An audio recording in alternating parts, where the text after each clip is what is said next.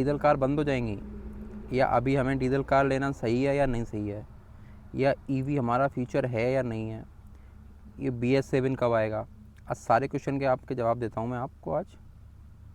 जिस हिसाब से इंडिया में पॉल्यूशन का लेवल अप हो रहा है तो BS7 लगने में ज़्यादा टाइम थोड़ी ना है। जैसे कि BS6 उन्होंने 2024 को लगाना था, मतलब 2024 में लगाना था, लेकिन 2020 में ही लगाना पड़ा। अब आप हिसाब लगा लो। तो ये BS7 बोल रहे हैं कि 2027 में लगाएंगे, बट कोई भरोसा नहीं है। 2026 तक मैं कह रहा हूँ आ सकता है।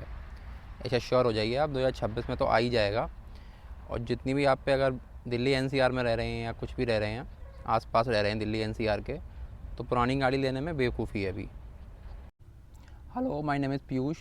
सबसे पहला क्वेश्चन कि डीजल कार अभी लें या नहीं लें। देखो, अभी डीजल कार बंद नहीं होने वाली, बट हाँ, डीजल कार महंगी ज़रूर हो जाएगी। जिस तरह से गडकरी साहब बोलते हैं कि टैक्स इतना बढ़ा दूंगा कि आपको लेना मुश्किल हो जाएगा, तो ये वो अमल करेंगे अपनी बात पे, क्योंकि आगे वाला जो फ्यूचर है BS7 का, उसमें एमिशन नॉर्म इतने सारे कर दिए जाएंगे, इतने कठिन कर दिए जाएंगे कि मैन्युफैक्चरर को वो मजबूरन आपको महंगी करके बेचनी पड़ेगी कार।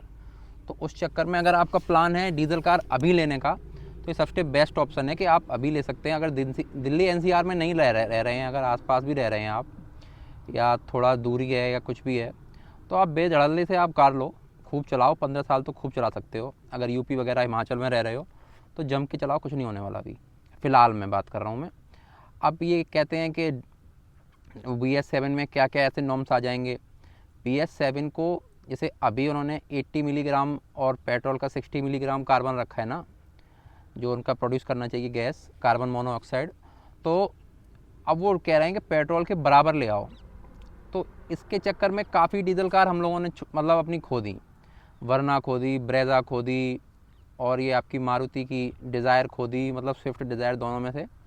और मतलब कई ऐसे ग्रुप हैं जो वॉक्सवैगन ब्लू है और स्कोडा ने तो बंद कार बनाना ही छोड़ दी, मारुति ने भी छोड़ दी कि भैया हम पे इतनी महंगी कार नहीं बिक पाएगी। और ये डीजल क्या है, छोटी कार में और डीजल इंजन लगाना, फिर इतने सारे उसमें इक्विपमेंट ऐड करना, कैटलिक कन्वर्टर, फलाना ढिकाना, तो वो कार महंगी हो रही थी। तो उन्होंने कहा ये छोड़ो, हम सिर्फ पेट्रोल पे ही बेचेंगे, NA इंजन या टर्बो इंजन।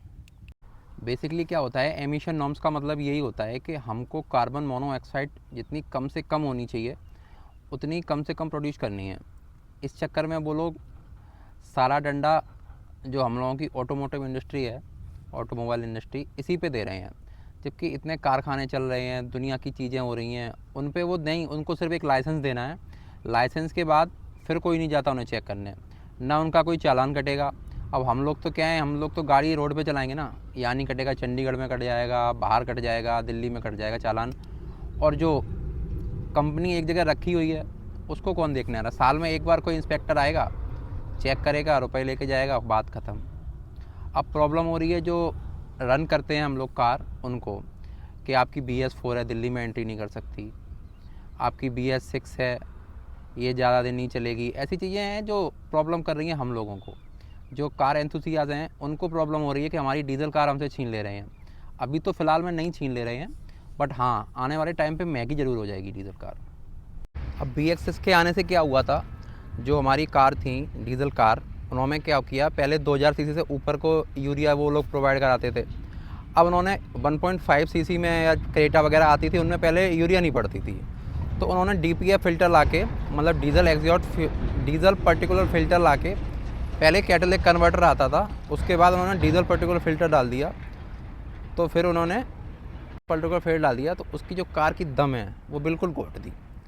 अब आज की कार आप चला के देखो, BS6.2 की और BS3 की डीजल कार, आपको ज़मीन आसमान का फ़र्क पता लग जाएगा कि क्या कर दिया कारों के साथ। सारी कारों का मज़ा किरकिरा करने वाले हैं वो लोग। BS7 में पता ही नहीं क्या करेंगे। ये बोला जा रहा है कि रियल टाइम डायग्नोस्टिक सिस्टम लगाएंगे इसमें, जो अपना एग्जॉस्ट सिस्टम होता है, यहाँ पे जो हवा बर्न होगी वहाँ पे आपको मतलब पॉल्यूशन कराने की ज़रूरत नहीं पड़ेगी। जो आप बाहर आफ्टर मार्केट PUCC कराते हैं ना, पॉल्यूशन अंडर कंट्रोल सर्टिफिकेट, वो आपको कराने की ज़रूरत नहीं पड़ेगी। वो ऑनलाइन आपको बताएगी, सरकार को ये डाटा पहुँचाएगी कि आपकी कार कितना पॉल्यूशन कर रही है। अब ये बोला जा रहा है कि EV हमारा फ्यूचर है या नहीं है, EV कार लेना सेफ़ है या नहीं है, EV कार सस्ती है या नहीं है। अब पहली बात तो EV कार मेरे हिसाब से फ्यूचर भी नहीं है, क्योंकि ईवी कार का अभी इंफ्रास्ट्रक्चर इतना नहीं है कि आप ईवी कार लेके बैठ जाओ। इमरजेंसी में आपको कहीं चलना पड़ा तो ईवी कार नॉट सक्सेस, मतलब ईवी कार से आप कहीं नहीं जा सकते। 100-200 किलोमीटर के बाद फिर चार्ज करोगे क्या? तब आपको पेट्रोल या डीजल का ही सहारा लेना पड़ेगा। अगर इतना डिपेंडेंसी होती तो जो गवर्नमेंट सेक्टर है वो पूरा ईवी पे ही उतर आता। अब आप कहोगे कई शहरों में है ना, आप उसको लेके जाइए 700 किलोमीटर, तो देखूँ मैं ईवी काम करेगी या नहीं करेगी। नहीं करेगी ईवी। तो ईवी हमारा फ्यूचर नहीं है। हमारा फ्यूचर हम बोल सकते हैं हाइड्रोजन है। ईवी एक जरिया है वहाँ तक पहुँचाने का। जैसे कि सीएनजी आई थी तो एलपीजी एक जरिया था, मतलब एलपीजी ने हमें सीएनजी तक पहुँचा दिया। उसके बाद एलपीजी आपको दिखाई पड़ रहा है कहीं? कहीं नहीं दिखाई पड़ रहा। मतलब एलपीजी कई मैन्युफैक्चर ने भी बनाया था, मारुति ने भी बनाया था, हुंडई ने भी कई कारें लॉन्च की थी, और सेंट्रो करी थी शायद मेरे हिसाब से, और मारुति ने वैगनार करी थी, ऑल्टो 800 करी थी। तो इस टाइप से उन्होंने करके अपना सीएनजी पे शिफ्ट हो गए। आज कोई दिखाई पड़ रहा है आपको एलपीजी? फॉरेन कंट्री में आज भी दिखाई पड़ रहे हैं, बट इंडिया में कोई नहीं कर रहा आजकल एलपीजी में शिफ्ट। अब ईवी कार सस्ती की बात करता हूँ मैं। ईवी कार आपको सस्ती तभी पड़ेगी जब आप उसको घर पे चार्ज करोगे। अगर आप उसको बाहर मार्केट में चार्ज कर रहे हो तो डीजल कार से महंगी पड़ रही है, क्योंकि आप जब डीजल कार लेने जाओगे और ईवी लेने जाओगे, डीजल से 5-6 लाख रुपए तो आप एक्स्ट्रा रुपए खर्च करोगे ईवी के टाइम। उसके बाद बाहर कहीं चार्जर लगे हैं, उसमें आप टॉप अप रिचार्ज करोगे, फिर तो ईवी महंगी पड़ रही है ना उससे। तो क्या फ़ायदा लेने का? हाइड्रोजन, हाँ, कुछ ऐसी मैन्युफैक्चर इतने बड़े बड़े हैं जैसे टोयोटा है।